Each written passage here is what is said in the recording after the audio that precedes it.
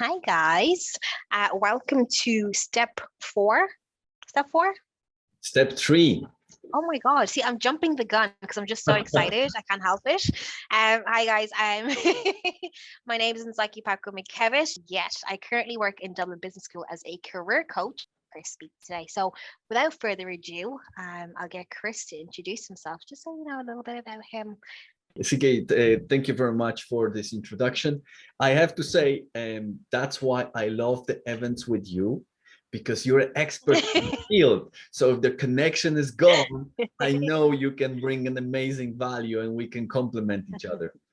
Thank So you. my name is Kristof and I focus on career strategy, communication, also sales training and public speaking on the side, but career strategy is my main focus, and how we can actually use certain techniques, new developments and psychology to secure our job and better. Because in reality, I recently was part of a big seminar and the discussion was, even if we are great in connecting with others or we understand interview process, we looked at very much from our own perspective.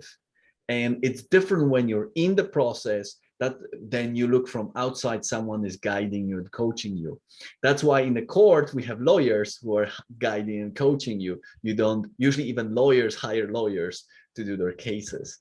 So in here, we want to make sure we give some tips to maximize results in your job search and getting the job that you really want. Absolutely, absolutely. And if you join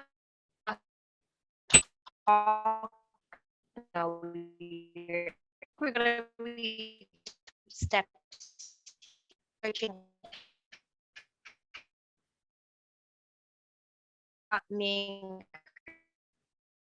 is key. Focus time a lot more. That is CV together. So excellent. So with that then, so we're talking about productivity in its most basic sense, and it's really more about getting the most out of your time. So actually getting those responses back, I think, would be the most important thing. Chris, is there anything that you'd like to add on to that? Yes, absolutely. So I have to say I agree with you completely. I want to say, just for Natalia's with us and who anyone else who'll be looking at that recording, I want to make sure if you lose me, CK, the floor is yours. Okay. Keep the show going. So if we mentioned, you highlighted the productivity is the key aspect in relation to even have a nice relaxing way of approaching to the job search process. Absolutely. Because it is a hard job. It gets us frustrated every time you send an application. Whenever I work with someone, say I send so many applications when they come to me, and the feeling is going just down, down, down, down. And that's why we adjust. And one of the first things we do, I say to them, as we said in a big before steps, you know what you want. Remember, CK, we talked about your values. You exactly know what positions you want. So we have that sorted. Now, we are at the stage of the best strategy to get that, secure that job before the interview. And one of the things is, you want to make sure that you give a quality to it. Because put yourself in the shoes of a recruiter. They will read that, they will see your application, they will see your CV, and if they see a quality, that's the first sign you put a little bit of effort into it. How to do that? Not to focus on 5 applications at the same time. No. Is to focus on one, so you can research the company, and that will allows you to go and, let's say, check what are the requirements for that specific role. Check what, let's say, recruiters or hiring managers are posting about this specific job, what they're looking for. And those insights information, if we mentioned before, if they required, let's say, cover letter, you can include that. But also that's a great tip for you to make sure that your CV match their keywords, as we spoke about before, that you understand the company and your values and company values matches, so you will be in the company you would like to work, because you wouldn't like the environment that it's very much focused on a strict way of being working when you like the flexibility. So that's important to know. And then we can mention about when you are focusing on one application at a time, what happens with your brain? And that's very important. And I refer to here to David Allen, creator of a great technique called the Getting Things Done. It's very much focused on productivity. And he said, we have in our heads an open loops. What is an open loop? Open loop is something that you committed to do, but you haven't done it yet. So let's say whether it is cleaning your room, or whether it's or send for this application, finish this application. And what happened is or having another task and another task. And having those open loops in your head happens that you, every time you make a decision, you won't follow through. And he said, even if those micro decisions, you want to clean your garage, but you didn't, you want to apply for 10 jobs, but you did just 3 or 5, or you didn't at all, it creates a very dangerous connections in your brain and message saying, every time you make a decision, you won't follow through. So what he says, close the loops. I will not clean that garage at all in my life. So what happened is your brain don't worry about it at all. Or schedule a day, he said, in the future, in a specific time that you won't be thinking until it arrives in your calendar. Your brain is to focus and be creative. It's not a storage device and not open loop devices. And we underestimate those small decisions. If we change and we close those small decisions, I will apply for one job a day. So you will know that you will put focus on quality, not quantity. So you won't feel this rush and pressure, but you will make sure that you give 100% of yourself to that application. And that's why we talk in the first step, for the step 1 and step 2, about that's so much important to know what you want, because you don't want to waste time. You don't want to waste this energy. In here, you already know what you want. You already know your values. And now it's just focus and being strategic, because you need to get the most of the time. Exactly, absolutely.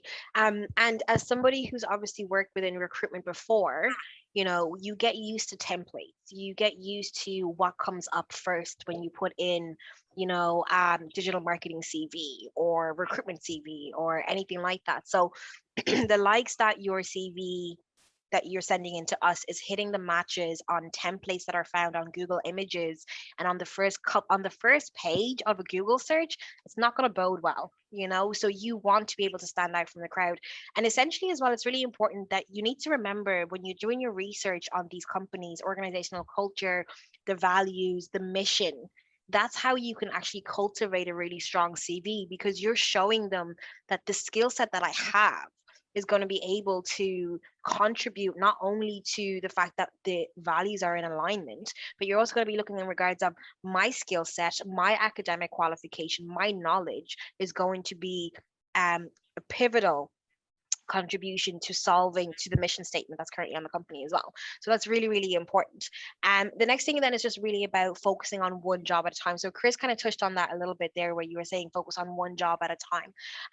My key thing, or my key advice to anybody who is job searching, I always say make a list of the companies that you would like to apply for, and in that list, just make a note as to why. What is it about this company that's attracting you, that has motivated you to actually not just view them, but to do the research behind, and also to actually start actively applying?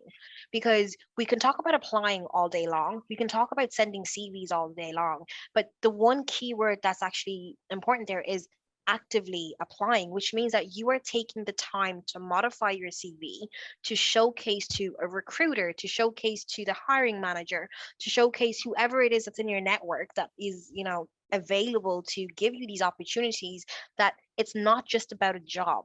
and that's really, really important, guys. A lot of times companies, I've heard them say is that, if you don't have the passion, if you don't have the drive, the enthusiasm, that's something that we cannot teach, but we can teach you the technical side of the role. And that's something that a lot of people maybe don't get, because they're not showcasing enough. They're just so focused on, I'm professional, and they're using niche words and really buzzwords, when recruiters, they're reading CVs each and every single day. So make sure that yours stands out. And the only way to do that is by focusing and actively taking the time, like Chris said, whether it's deciding on a specific day that you're going to sit down and put the CV together, because today is the day I apply for Google. Today is the day that I apply for Facebook. Today is the day that I apply for, any organization that's really kind of has caught your interest, but you're more interested in the sense of, I would be playing a role in a company that's able to assist or service ABC. I don't know, Chris, is there anything else you'd like to add on to that, just in regards of when we're talking about focusing on one job at a time, focusing on that one task? Absolutely. First thing, I love to have conversation with you because it inspired me. I made notes about 3 things that will be very valuable here. One of the things you said actually about the contribution you make to others. And Yes. that's what people forget. And especially when my clients, we change about mindset. Okay. It's Mhm. not so much about you here when you are in applying for a job. They hire you to solve certain problem. Yes. Okay. So they actually assessing, are you able to solve their problem? Because at the end, not solving this problem costs them money. And they very often sending certain information, indication, the job spec, for example, or during interview, also they provide certain information, what are those challenges. So when you have 3-stage interview, you're already on the first one, you can ask, what actually are the biggest challenges in this role? So they provide you what actually problems you need to solve. And that's very important to remember. And that was so important to make sure you have time and focus. And you said you choose the companies very wisely. Second thing that you said, when you choose those list of companies, well, let's say you're rejected, you didn't get the job, but most of the time, if you ask, they give you certain feedback, or you have to be persistent with it. I did a video with owner of recruitment agency, and he said that there is a stage that you should ask at least 3 times for the feedback and then just let it go. But they usually provide you feedback when you went to second or third stage of interview. And this feedback is the information saying, okay, if you get this, this, and this, you'll be perfect for that role. And the career strategy is to be persistent. And in the meantime, work on those 3 things, send an application. Oh, you have a connection with a manager or an interviewer, or maybe probably HR and manager at that stage. Write to them. 6 months ago, usually 6 months is the kind of period they suggest. I had a great privilege to talk with you on the interview. And I still, as you know, considering you as a great company to work for, and I really like to be in this role. And I took your advices to heart. I've acquired those type of skills. So I did this, this, and this. And I wonder if there is a chance to, or opportunity for another, or for being hired for the specific position. Exactly. And they'll tell you, or say, we're not hiring yet, or we're hiring in 3 months, or they'll keep you in mind.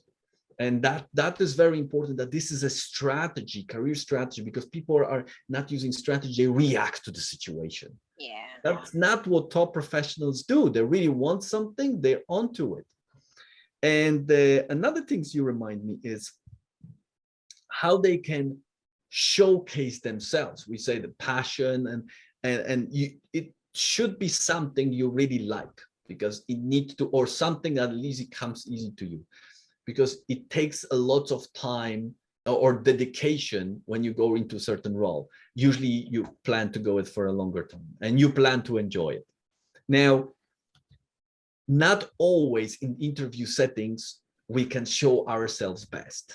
And that's why you work with coaches, or you learn, you get information. And that's why the practice is so important, because we can have tools to manage our states.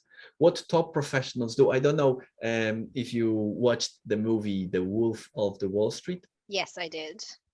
So Jordan I did his online course, and Jordan Belfort said before each business meetings, he used techniques known in neuro-linguistic programming. It's called anchoring. So you anchor certain emotional states. For him was empowering and being convincing and confident, to the smell of a lemon. So what he did, he always had the perfume of lemon, and he smell it before the meeting, and that gives this feeling of emotional empowerment. In your life, we do anchoring naturally. Let's say we have a song that associate with, I don't know, super travel or first love, and the feelings come back. So here you create a conscious emotional state. And every time you go to interview, you or do the gesture or something, or listen to the song that brings you into the state you want to bring in. Instead of having a down state, you bring yourself to the up state. So those three things came to my mind when you brought in your in talking about the focus. I was gonna say with that, I'm the same. So there's a specific song that I listen to. So I do a lot of hosting. And there's a specific song that I listen to, and Beyonce's in it, but I'm not going to go into details about who it is, about what song it is. But that song is the one song that I would play on repeat, whether on the drive to the event or on my commute to the event or beforehand, because it gets me to that place where I can be informative and knowledgeable, but more than anything, I'm coming across clear and concise. I'm sounding articulate, which is really important to me when I'm hosting, because I need the audience to understand what I'm speaking about, what I'm talking about, and also have that kind of relaxed mood where they can ask questions as well, and they don't feel like I'm rushing or that I'm going through things too fast. And that's what's really, really important. There's always like a key thing that you can do that just brings you to that level where you do feel like you're inspiring, where you do feel like you're empowering others. And it could be through music, it could be through smell. It's just using your senses more than anything else. Um, and then Chris, so the next thing we're moving on to is that about quality and not quantity, and what are the advantages of doing it this way? So if I was to say to you, what advantages can you give us and our and our audience today? I was going to say listeners, but I know you're listening and watching. But to our audience today, just in regards of why should I adopt a single task kind of approach to career strategy, to career to job searching, rather than going through, LinkedIn has made the platform so easily accessible that I don't even have to draft my CV anymore. I can just quick apply, quick apply, quick apply, quick apply, quick apply. Why is that tactic not better than the likes of focusing on just one job at a time? What's the advantages? That is a very good question, and one of the things we actually discussed and mentioned before is you get more insights and information. What is their problem? So it's much easier to actually tackle. And if you talk about LinkedIn, yes, LinkedIn has a function called Easy Apply, but it is maybe 10% or 20% of applications. And then with Easy Apply, you have CV, you make, I don't know, 1 from 2 clicks to 5 clicks, you finish the application. But sometimes in that application, they have questions. Sometimes they ask for cover letter. Sometimes they don't. But then let's say that's just 20%. The rest, you have to go to their other websites like Workday. And on those websites, you need to fill in everything. The worst and most frustrated for my clients is, I have a CV. Why have to fill all the information again? And that's where we come back to what we spoke in a point number 1 or 2. How much is this company important for you? How much this specific role is important for you? Because if you look, this is the role I would like to work in. This is the company I would like to work in. I love their culture. And then you say, okay, I want to devote a little bit of time to apply for this one. Because if your approach is just to go by volume, also, you get the feedback on the other side. They didn't spend enough time to know us. Yeah. Why would you even bother and give our time in interview? Mm. So that's one of the things. And you, by identifying problems, also, that you can identify the team problem with time or second level of interview, already have access to the hiring manager, at least know his name. And that's why, as you mentioned, you can find them on LinkedIn and see what they're posting about, or what is their challenge, or asking, as I mentioned, the first stage, what is the most challenging about this job? Usually the recruiter, I will ask the hiring manager, and they usually provide you the information, which is brilliant. So having that on mind, you maximize your results, because if you're not focused, we actually discussed before this meeting that Forbes released an article saying that multitasking takes 40% of your productivity in comparison to be focused on one task at a time. So you lose 40% of your time. And that's why the frustration gets. And to summarize, focus gives you better results, better use your time. Even if it's one application at a time, slower means faster here, because you get more interviews. I had a client who said, I sent hundreds of applications, but it's the thing is, he had just one interview from that. But then when you said 10 and you have 3, you see how your results increase, and then you increase. So that's why it's so much important spent on what we talk about, step 1, finding what's important for you, making sure that you know which role you want to work in, and now having the approach of the top professionals. Focus. That's where those results are. And I think that's the key benefit. People with strategy, they feel the pressure, but they still work with a carefully designed focus. And that's why they get the results. And other people drown into frustration. Absolutely. And the other thing as well is, when you are more focused on the roles and the companies you're applying for, I'll be very honest, when I was working in recruitment, the first question I would ask upon picking up the phone to phone screen someone is, why did you apply to our company? It's the first one. And the hiring managers would always ask, why did they apply? Oh, I saw it on Google, I saw it on LinkedIn. And what would happen is, there's a benchmark already set that if you answered the rest of the questions in a positive manner that wanted us to, let's say salary was matching, notice period was great, experience, academic qualifications, what they would do is we would mark that question and ask you again in a face-to-face interview.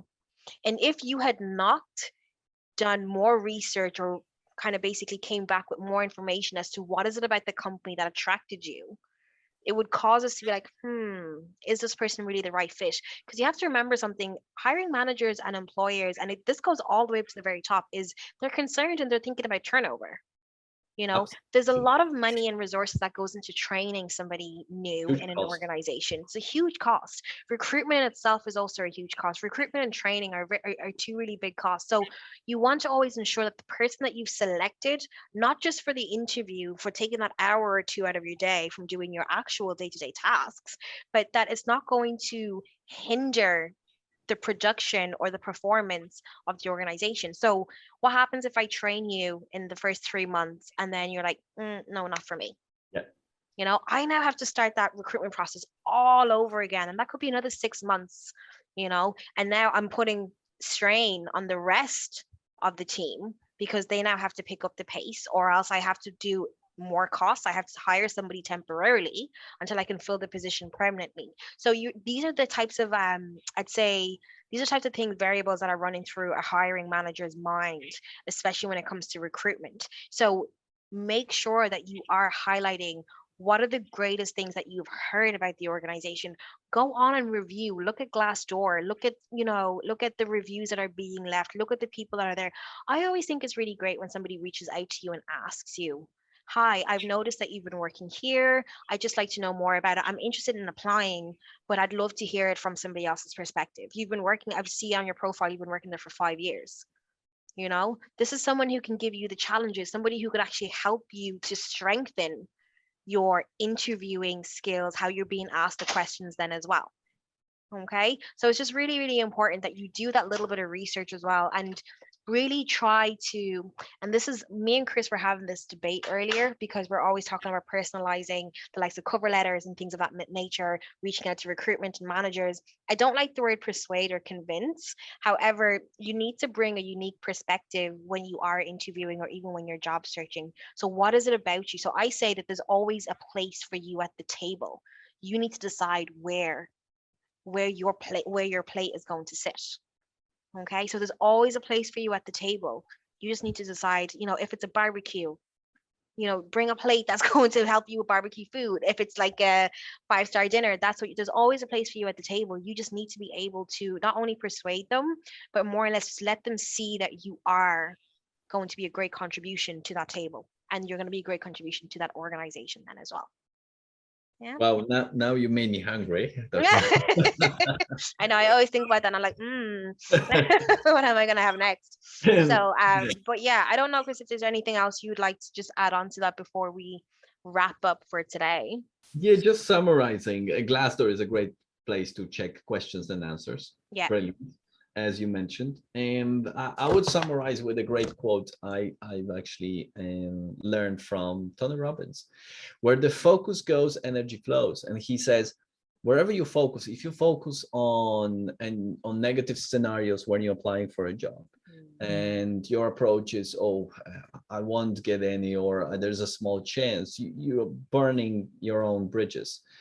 And he said, focus on the positive results and focus on what's matter to you. Yeah. And in reality, not thousands companies or thousand applications matter to you, just a good few. And the key thing is to be persistent with them. It's a strategy. It's not one time off go. Career is a strategy, and the top professionals design their strategy. They know when they want to be promoted, when they need more money, because in private life they want to buy a house, and that needs to be within 5 years, and they need to have X amount of money, or they need X amount of things. So look at this as a long-term strategy, and there's no better way than to invest in your personal skills and interpersonal skills. Yeah, absolutely. Absolutely. Do we have time for questions, Chris, do you think?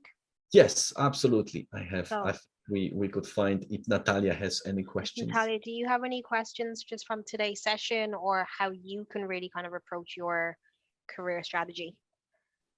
Are you Hi guys. Hi. No, actually, I don't have any question. I was just writing for you that I agree with you, and it makes very like a lot of sense. It's I think it's important to focus. I'm seeing that by my search. So yeah. Absolutely. Yeah, Natalia, sometimes we talk with a sense, and sometimes we're not so usually sensible. live online.